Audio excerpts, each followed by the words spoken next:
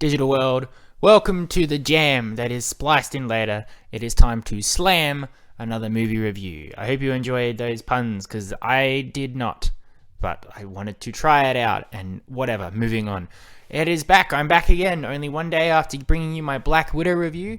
I hope you've all had a chance to see it, although it has barely been 24 hours, so if you haven't, I understand. But I've seen another movie, and it's time for me to talk about, and this one is probably as anticipated as Black Widow was. Perhaps not for the same reasons. The anticipation for this one was more intrigue and amazement that this movie even came about and it exists now, and less so that it was going to be the greatest thing I've ever seen.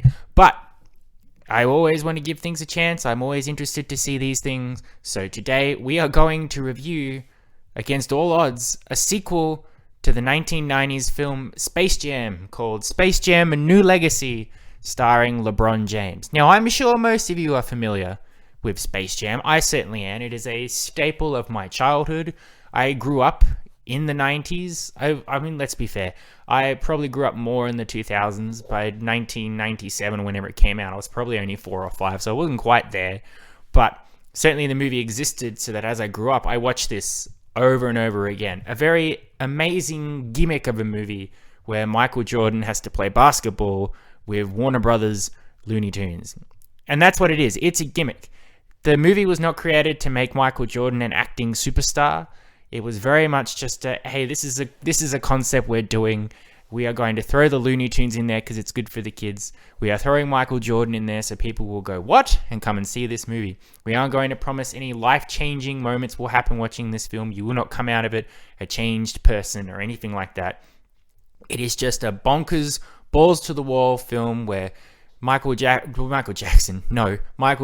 real life combines with the wackiness of the Looney Tunes. And I loved it. And I'm pretty sure most people do. I've heard a lot of talk recently. A lot of people have gone back to Space Jam and said, oh, it doesn't hold up. It's not nearly as good as I remember. Here's the thing. It probably wasn't as good as you remember, but it never pretended to be. Space Jam is this weird thing that only came about because all the stars sort of aligned to make it. And for a long time, it was this thing that should never be repeated. It's not necessarily a Looney Tunes film because Michael Jordan is the star, and it's certainly not a Michael Jordan film because those things don't exist. But just the concept. It was a very simple concept of the Looney Tunes are threatened that their world is going to be destroyed by aliens. They challenge the aliens to a basketball game because they're short, but then suddenly they're large now, so they abduct Michael Jordan from his world, our world, to play basketball for them.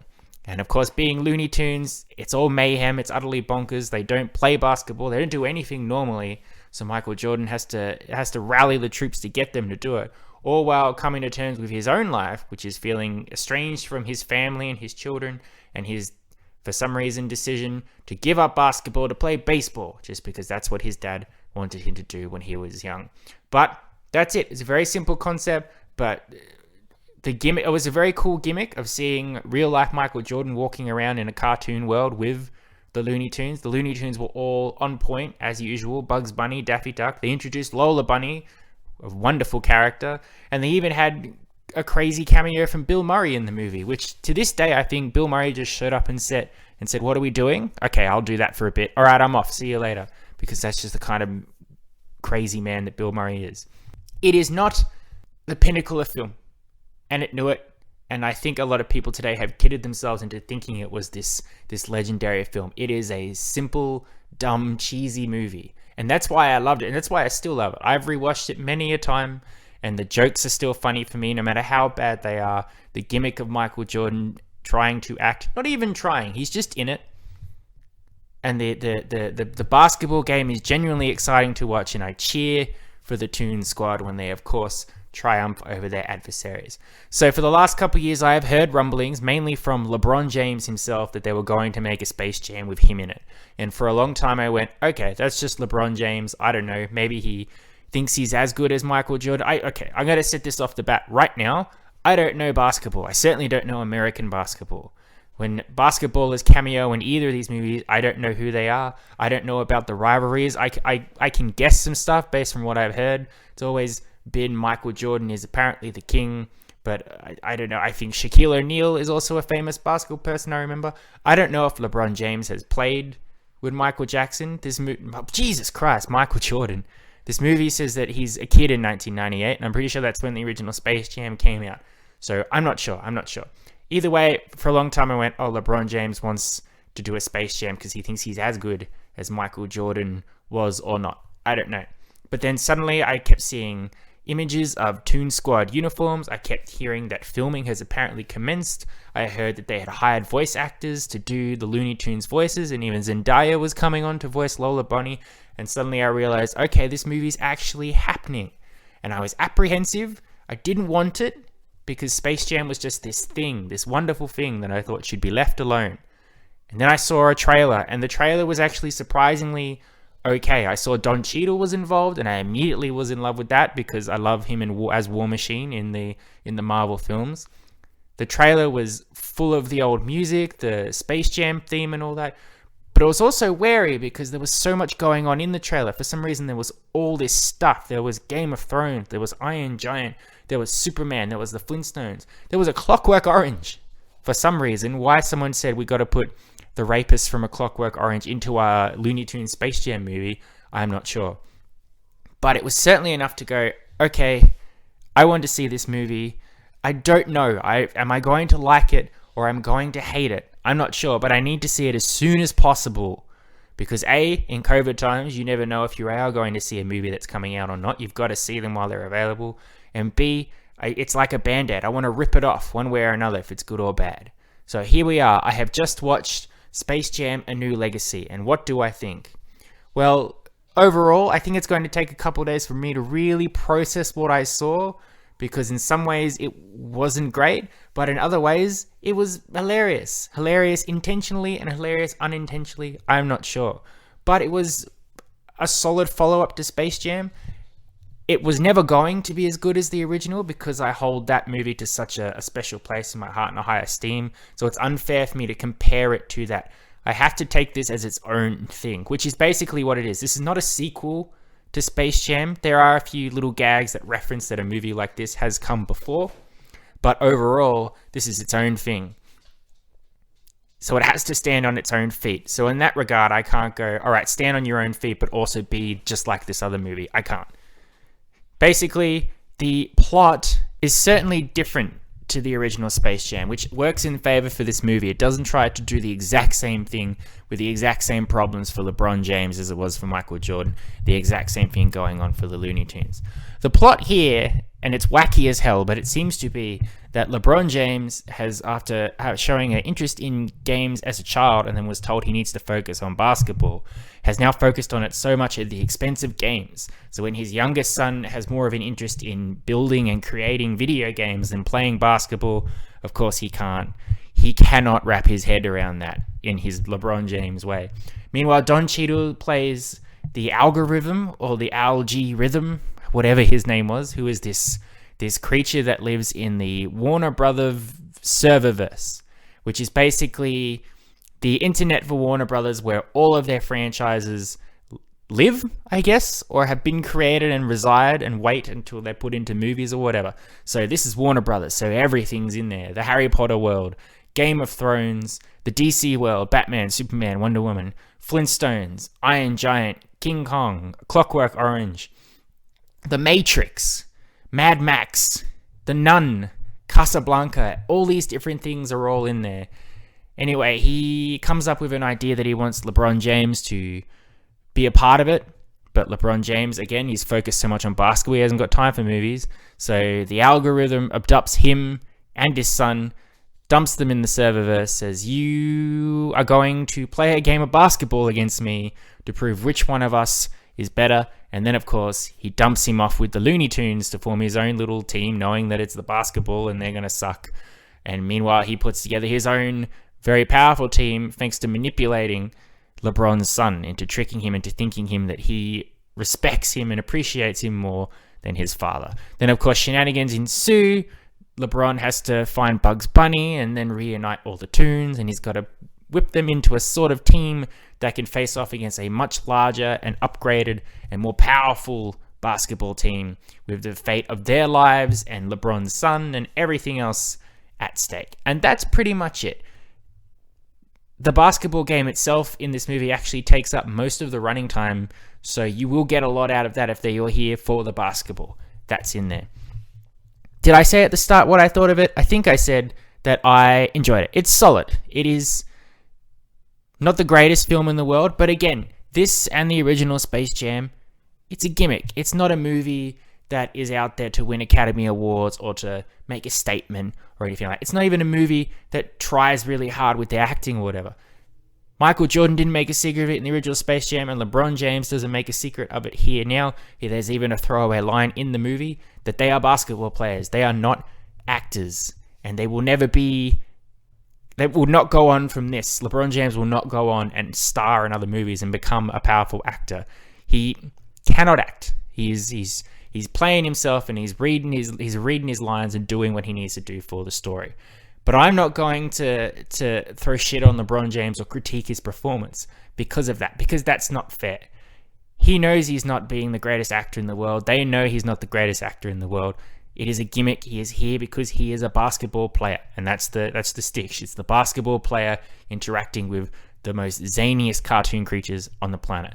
So yeah, you're not going to get me going, LeBron James was just not good. I did not believe anything that he was doing. LeBron James served his purpose as well as Michael Jordan. Michael Jordan may have been a little bit better, but again, it's probably my rosy eyes cherishing the original Space Jam more than this new one. While the film is a little slow in the beginning, mainly because it is setting up LeBron James and his family and their drama that's going on, it immediately picks up once LeBron James encounters the Looney Tunes. Basically, he gets dumped in Toon World and Bugs is the only one there, so they have to go and track the other Looney Tunes who have been scattered across all the other different worlds in the Warner Brothers serververse, which leads to the best scene in the film, which is a montage where they go to the most wacky places to find the Looney Tunes.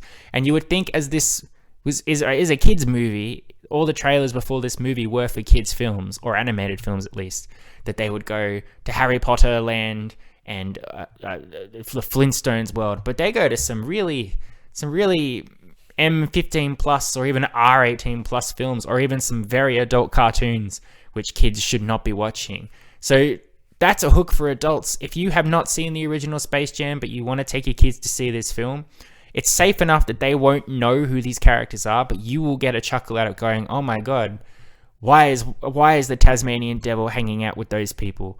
Why is Roadrunner and Wile E. Coyote racing around in cars in this particular movie? Why is Yosemite Sam in black and white in one of the oldest movies in the world? It's absolutely, it's funny. It gets a laugh out of me every single time, especially when you start to sort of guess where each Looney Tune character is going to be. It's a wonderful time. And then, of course, once they're all reunited, it's the humor that you're waiting for in a Space Jam film. Them as a wacky family that are constantly bickering and viciously hurting each other in a loony way. And you know that they are not solid basketball players and they're not going to be the greatest, but you root for them as the underdog. Absolutely. Don Cheadle, as I mentioned before, is in the film as the algae rhythm. He's wonderful. He is also one of the best parts of the movie. He hams up his role as the evil, insecure, wanting attention algorithm. He got a very high opinion of himself, but he does not feel appreciated because apparently he's come up with all the movies that are famous. The Aquamans, the Jokers, the Casablancas, all of that. That was him coming up with the idea, and he's never received recognition for it. So him going after LeBron James, who gets recognition everywhere he goes, he's referred to as King James apparently in the basketball world. Every day it's a report about what LeBron James is doing next, which team he's transferring to, how many points he scored in that basketball. So he's very insecure. So he wants to humiliate him, and he'll stop at nothing to do it, even taking his own son and manipulating him to think of him as a father and to encourage him in a way that LeBron James has not done, but of course for nefarious purposes. When things go his way, he's smarmy, he's charming, he's got some zingers and this haughty stance that he makes, which is wonderful to watch. But when things are going wrong for him and he starts to panic or get insecure or lose his temper, that's also fun to watch in a frightening way as well. And of course, that'll happen more towards the end of the film when he encounters some obstacles. Obviously, the Looney Tunes aren't going to be a complete pushover, so that gets really frustrating him for sure. And it's great. Don Cheadle is wonderful. I can't wait for him to do more stuff in the MCU, but for now, he was great. He looked like he was having fun, and I'm glad that he was in it for sure. As I said, there's a lot going on in this film in terms of all the references to other movies that sometimes works in its favor and sometimes it does not. It is a lot. There is a lot being thrown at you non-stop. It is non-stop marketing for Warner Brothers, which I suppose should have been expected. Whereas the original Space Jam, I guess, didn't focus too much on that. It focused more on Looney Tunes. This is kind of a reflection of where we are now in the world. I think every day we focus on the next big movie, the next big franchise, the popular movies and TV shows. That's what we talk about, whether it's around the water cooler at work or online or whatever. Most things we talk about now are big movies and big TV shows, or nostalgically remembering old films such as The Iron Giant or all that we treasure because they're products of our youth. So this movie is reactionary to that, and it is very much, this is the world that we live in now, where these franchises, these things define our lives and define our interests. I think it goes over the top. I think it, at the expense of the story, focuses too much on that. There's so much going on. There's so many, the credits at the end of this movie where you would credit the songs or the music in the film, it is just constant theme from Batman, theme from Harry Potter, theme from Game of Thrones. There's a lot, and it's a bit brain overload. My eyes were starting to explode because I'm like, oh, that's a thing, that's a thing, that's a thing, that's a thing, that's a thing. But at the same time, on the reverse end, there's a lot of effort put into it, because at the end game with the basketball, all the creatures from all the different worlds, they all come to watch the game, obviously. And for characters like Iron Giant or King Kong or anything in the background, it's all CGI stuff.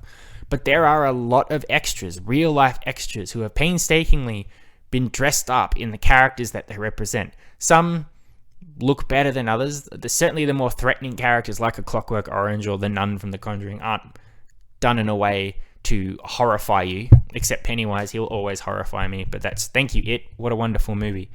But even characters like Batman and Robin's Mr. Freeze, or Batman Returns' Penguin, or the agents from The Matrix, the White Walkers from Game of Thrones, pirates, all of them, these are people that have been dressed up in specific characters, and they spend the whole movie just cheering or booing or reacting to things.